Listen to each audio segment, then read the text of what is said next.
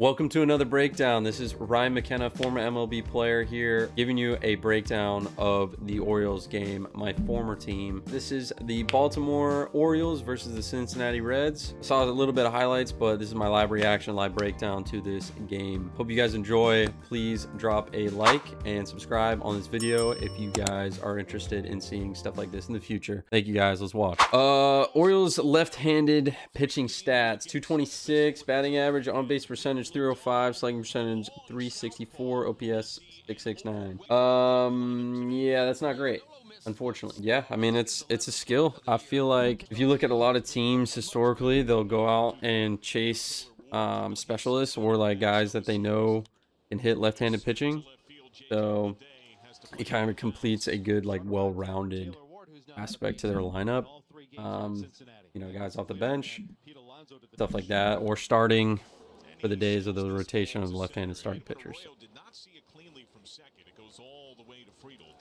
KB, what we got, bro? Glad he's been healthy. Healthy KB is dangerous. Early rip from the old Rutschman. I like it. I mean, yeah, sometimes umpires, if you got a lot of backspin, you got a lot of, like, they call it ride, that lower part of the zone, pitchers are able to master the ball starting low and then continuing on the same height. So hitters, they give up on it. They're like, okay, that's down early. And then it just continues to ride the bottom of the zone. And what pitchers do is they have that pitch, and then they also have something that will go low, like down. So it's like you give up on this one, and then you swing at the one that goes down. That's what they're trying to do. Gunny! Oh my gosh, that was nasty. Yeah, he's a good athlete. That was real good. Some style points. There you go. Come on now, a little defense. Those are ones that are like, those are great when you have them, but definitely the routine. Oh my. His arms hanging. Yeah, I've never. Okay, no. The lanky, high rising, up and in. I mean, that's just with 2 strikes. Maybe you try to foul it off, but you're not like doing anything with that pitch. I thought that was kind of. Oh no, he went. Yeah, those types of swings happen when you're kind of like in between. You're not like super committed to like a pitch. So what I mean by that is if you're kind of like guessing or saying, oh, there's a good likelihood that he'll throw something here, but you're kind of in between and then the pitch is coming. Those types of swings will happen, and trust me, it seems visually like, oh, like what the heck are you doing? But it's very easy to happen, especially when the game and somebody's working quick or you're not like committed to your game plan. But like the best hitters are able to commit to their game plan more often than not. You like mental fatigue is definitely a thing. Like you play for 9 months straight and like a 3.5 hour, 4 hour endeavor. That's gross. Yeah, that's gross. That ball, I wish you could see. That started here and ended at here.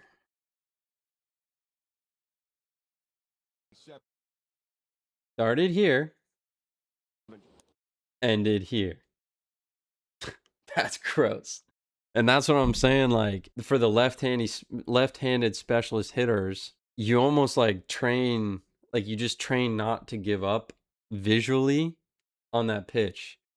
Like physically, it looks like you can't hit that, like obviously, but in your research and preparation for the game, that's a pitch that he has. So leading up to that, have somebody throw in BP, like batting practice, a ball that starts out there and tell yourself, I'm going to swing. Like you might look dumb, but like you'll be able to calibrate. And then if it's like crazy off, it's more the fact that you're not giving up on the pitch. Like you're staying in it, like at least foul it off. You know what I mean? Like that's a nasty 2-strike pitch. So that's like the next tier of hitting is really observing and then applying the information. It's not always going to be perfect, but you have a reference point of like, okay, this guy's got like 2 strikes. He's probably going to lean on this. And he probably has one that stays out there a little bit more. So that's just something over time and a lot of reps and a lot of trial and error that you figure out for yourself as a hitter. I mean, that's just nasty. Like that's gross. So tip your cap sometimes. And the catcher's set up on the inside part of the plate, and like he framed it super well. So like, yeah, Blaze is doing. I'm happy for Blaze. He's got a really good approach right now. Like I've seen so many hits like that from him. Like that type of hitting it always plays. It's not sexy, but that plays. Base hits up the middle, that plays. Like as a baseball player, you kind of get greedy. You want more. You want OPS. You want all that. But like sometimes when you're not like feeling it, being able to get those hits, bro, those are massive. Like a bunt. That's why they talk about bunting or speed guys. Like that's such an advantage because if you're not, you don't always lean on it and be like, oh, like I've gotten out twice and I'm gonna bunt. Like you can kind of feel it. Like all right, I'm grooving. I'm working it, but it kind of lessens the curve at least a little bit. And is able to kind of get a knock in there here and there, and those add up throughout the season. Like it's crazy. But all those hits play. Base hits up the middle, those will always play. That's an RBI if we're running on third, like, you know what I mean? This ballpark is not big. It's a good ballpark as a hitter. Is he did? See, that's what I'm talking about. See that first fastball, right? Low rider, and then he's got this pitch. Yeet. That ball started lower third and dove off the table. That looks like a fastball out of the hand. That's what he tries to do. Nasty. That's gross. That's just those types of swing happen when you just don't see the ball well. Like it is what it is. Like it honestly, you kind of do your best and like stuff like that happens, but like you can't worry about looking silly. Like that's not even a thing. Like baseball is so hard. Like you're trying to hit a freaking small ass thing coming 90 something miles an hour, like curveball moving 3 feet, 3.5 feet, going 83 miles an hour. Like, bro, there's no such thing as looking dumb. You're trying your best here. Did it start low? Yeah, that's probably a recognition thing. That's the only thing I would say is that ball was maybe low out of the hand. And if it starts out there and ends, like you have no shot of hitting that in your back foot, like as a right-handed hitter when it starts that low. But again, baseball is super hard, so there's no such thing as looking dumb. Yo, what's up with Jackson? Just not left on left, I guess. Maybe he's going through it a bit. I don't know. I honestly haven't looked at his numbers. Oh. Uh-oh. Backspun. Yeah, like this is... I mean, honestly, it wasn't even a bad pitch. Let me see. Down and away.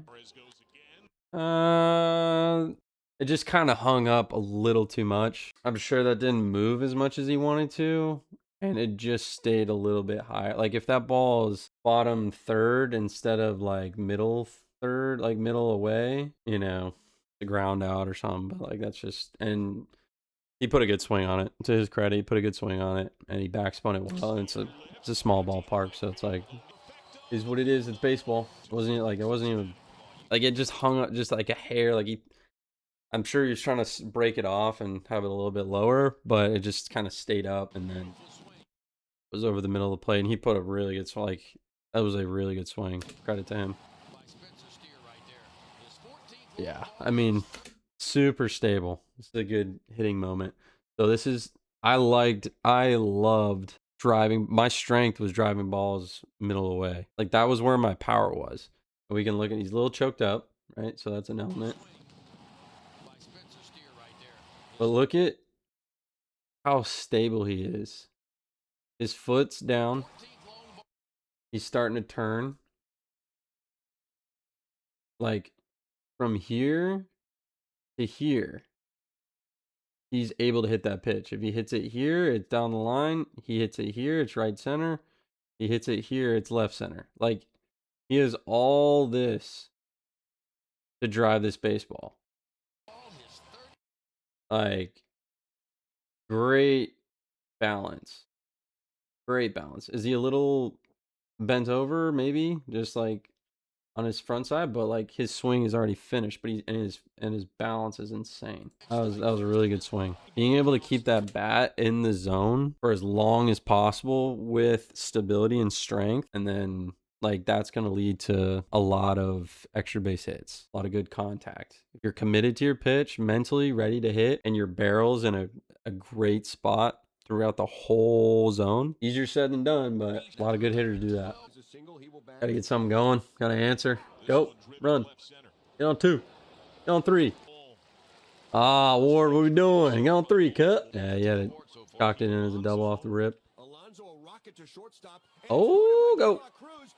Okay, this is a good. This is a good base running moment. Okay, the Orioles are down 2, right? In the 6th, back into the game. Ellie De La Cruz is arguably one of the best, I guess, arms. I don't know statistic defensive numbers like to a T. He's a good defender. Ward, as we just saw, not a super fast runner. The third baseman's a little far back, but if we go, this is a perfect angle. If we go back here, I don't know how far they'll show it. So this is not the most optimal instinctual play by Ward here. So his secondary lead, he's gotten a couple steps now. His secondary lead was probably around here. And Ellie, this is a ball right at Ellie. He fields this clean, he's out every single time, which, again, down by 2, that can't happen. Runners in scoring position can't get thrown out on the bases. Down late in the game. And 1 out. So now, if this mistake costed them, I know Ellie bobbled it. We have 2 outs and Pete Alonso, who's not a plus runner, on first. So those little things cost you games. Like, that's just baseball at the big league level. Lower levels, you can kind of get away with it. You got, your elite pitchers that'll dominate, and you got the hitters that'll dominate. Once it's at this level where everybody's the best and the best, this is where stuff loses you games over 162 for sure. It's just a good learning moment. And Ward is a great big leaguer. It's a good highlighting moment and teaching moment for younger players. Like he knew it. Ward knew it too. He said, this is the last thing I'll say. He said, oh shoot, he stopped.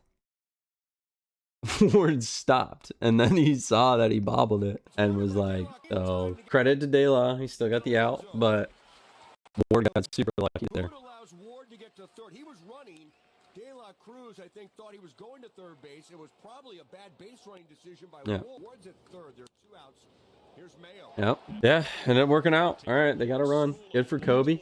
I don't know if he started the game, but that's huge. Coming off the bench like that, I'm telling you. All right, little walk. We got a little momentum. Guys probably getting up there in pitch count. Honestly, you're just trying to hit something hard. Oh, bases juiced.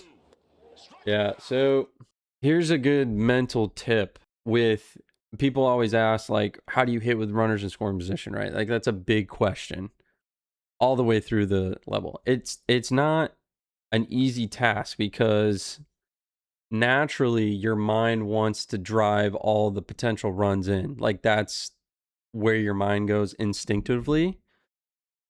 But if you guys can learn objectively how to separate, like, like the visual of hitting a grand slam versus an approach where I can give myself the best chance to drive in 1 run or keep the needle moving, right? So the pressure is all on the pitcher. That's another key element to understand. Bases low. He doesn't want to walk you, and he also doesn't want to give you anything to hit. So when I had the most success hitting with bases loaded and 2 outs, I would double down on my pitch. I would know this guy likes to nibble at the bottom of the zone, so I would eliminate that. If he throws me a little get me over, like, he nibbles on the corner and sneaks one and I'm down 0-1, I'm like, whatever. Who cares? I'm still committing to my pitch. Like, if it's 0-1 and then like he tries to do it again and now it's 1-1, like instead of swinging at that low pitch to get it to 0-2, right? Now you're back to an even count. And now he's got to, if he goes down 2-1, you're even better. He's still going to try to get you to nibble. Going to try to get you to expand your zone so he has the best chance of not having something in play so runners can score, right? So if you're able to calm yourself, I'm committing to the pitch that I want to hit. And if he gets down 3-1, right, he's got to come at you. And that's when you're ready, So when he gives you that pitch, the mentality of doubling down on what you want to hit is going to allow you to be more ready to hit that pitch when it comes. So that's just a good tip on hitting with bases loaded, 2 outs. It seems like a high pressure situation, which obviously if you get a big hit, it's awesome, and if you're not able to execute, it's not great, but you train on doing it better next time. Like, baseball's hard, and big leagues, you want to continue to execute in these moments because that's ultimately what's going to help teams win. But how do you execute? It's what we were just talking about. Having a good approach, not expanding your zone, understanding how he likes to get people out, and then getting this guy up. Like, being ready to hit. It's not passive, it's aggressive intention about what pitch you want to hit. And when you get it, you make a good swing on it. And credit to him, I think a lot of people try to do too much. They try to hit the homer. It's like, bro, all you need is that one. And then you keep the ball moving. Then you work down the pitcher. Like, if you get a base hit there, the pitcher's in the same exact situation. Now he's given up a run. So you're just continuing to pile on, It doesn't need to be a gut punch, like a big haymaker. It's great if that happens and you knock him out or whatever. But like, steady jab, base hit, the next guy works a walk, that's another run. Like, all that stuff. Yeah, that's huge by KB. Your guys kind of get something started a little bit, a little bit of time to rest, go right back on the field, pound them, pound the zone, pound these guys right at them. Trying to go 7 or more for the 5th time this year. He's done it 17 times in his career. Look, starts. Bounce to third, backing up Alexander, short way to second. Nice. What, KB? Both Baltimore wins. Now his entry to the game. What was the count there? Pinch hitting's hard, man. Especially haven't done it a ton. He's had a great year so far. And yeah, 0-2. So he wasn't seeing it super great. I don't know what the first 2 pitches were, but I mean, that's a good pitch. Just gotten to expand a little bit, but I don't hate being aggressive. All right. That thing dove hard. It's a tough one to pick. There's some controversy. Was Adley on a knee there? I think, yeah. See, you guys can tell me this too. I think traditional coaches hate this. And again, I don't really know a ton about catching and optimizing, because there's probably a fast runner in first. I'm guessing because it was pinch runner. I think it's a pinch runner. So Adley's trying to set himself up for the best throw that he can if he steals, I'm assuming. That being said, it does you really no good if KB's got a nasty slider and it breaks, and it can do this. It can snap down and you can try to pick it, but that's a very low percentage block rate versus the traditional two knees up and then coming down here. So this is again another thing. I don't know if he's going to score or not, but that's an extra 90 feet late in the game in a 1-run game. Little stuff like that, those add up. And I don't know if that's like a new philosophy that the big leagues are doing, where it's just they don't metrically, it's the same versus 1 knee versus 2. I don't know. It's just highlighted right here. So bounces away. It'll alert Arroyo. I mean, KB is a kind of a drastic example because his breaking ball breaks. You know, if it's like a little down, like a little baby slider on the bottom of the zone, you can pick that all day. But like, all right, so now it's 2 outs. Yep. If he's on first, I don't know if he scores there. There's 2 outs, so maybe, but.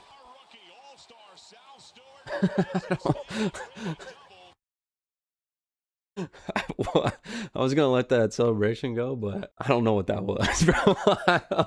Let's be honest. That's that's tough, dude. It's a tough look.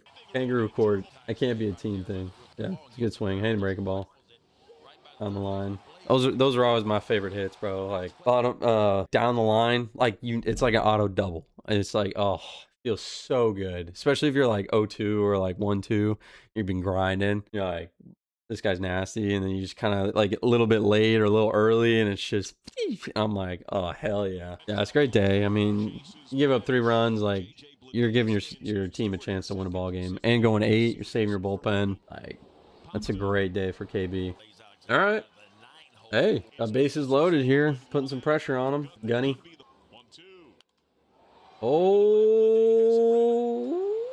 all right, that's 1 at least. That's a good swing, good approach. I don't know what the count was, but 1-run ball game. That plays. So there's a base. Good swing. Yeah, good swing.